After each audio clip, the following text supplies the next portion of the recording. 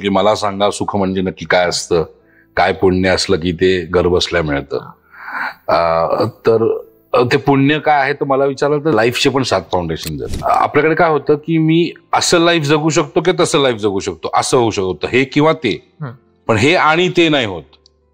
So ते आणि life जगायचं जर असेल तर त्याचे फाउंडेशन मला विचारलं तर सगळ्यात पहिले वेल्थ, तुमची पैसा किती आहे, काय किती आहे. दुसरं तुमचं व्यवसाय किंवा बिझनेस जे काय असेल ते बिझनेस किंवा नोकरी. तिसरं तुमची स्पिरिच्युअलिटी म्हणजे धर्म जातीचा हे नाही, पण स्पिरिच्युअल तुम्ही किती डेव्हलप आहात. चौथा आहे तुमचं फॅमिली. पाचवं आहे तुमचं रिक्रिएशन, म्हणजे तुम्ही स्वतःला एंटरटेन करण्यासाठी काय करताय. सहावी आहे तुमची कॉन्ट्रीब्युशन, समाजाला तुम्ही काय कॉन्ट्रीब्युट करताय, हे झालं 6वं.